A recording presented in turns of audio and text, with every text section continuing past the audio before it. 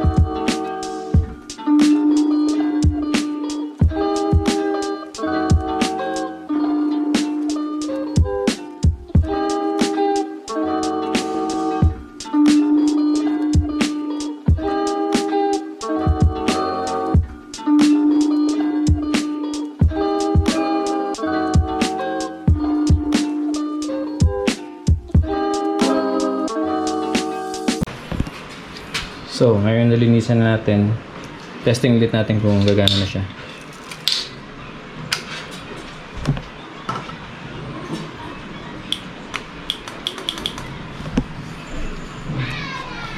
On. Testing.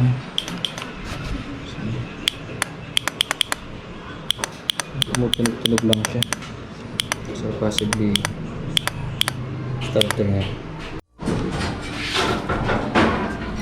Okay, so nasubukan na natin na linisan yung dalawang terminals and ayaw talaga niyang gumana. Gumagana yung motor kapag binridge lang natin. So possible na ang problema nga is yung starter relay niya. Kaya ngayon maghanap muna tayo ng starter relay. Tanong natin sa Rusi kung magkano.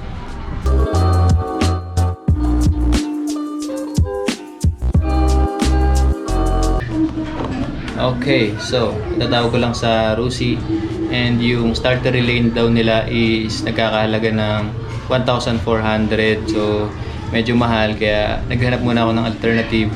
And based dun sa Facebook group natin, merong nagsabi na pwede daw yung pang TMX na nagkakahalaga lang ng 400 pesos. So yun yung hahanapin ko ngayon.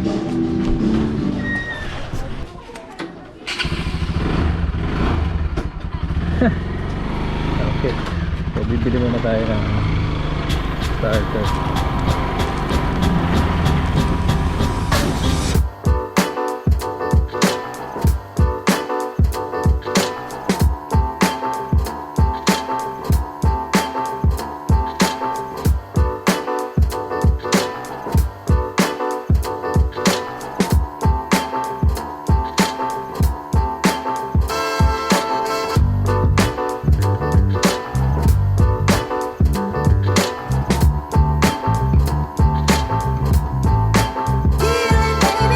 Boss, may ano kayo? Starter relay ng TMX. Starter. Starter. Ay, yung ano, yung bilog. Starter. Okay, so may nabili na tayo ng ano, starter.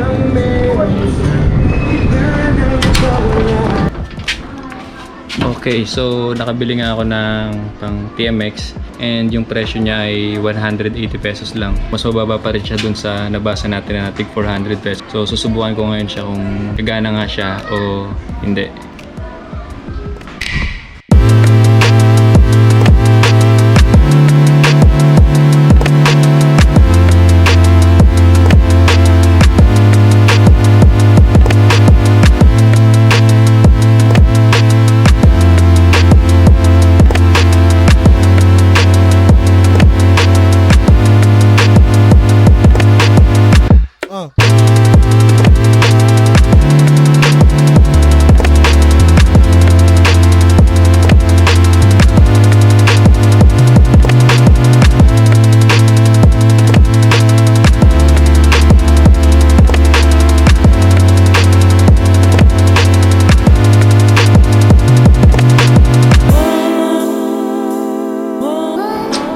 Okay, so nakabit na natin and this is the moment of truth.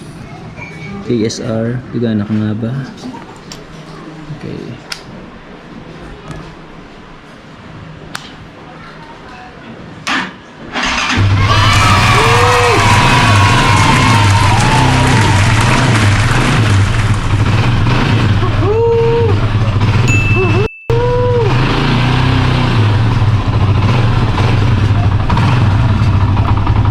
Gumana nga.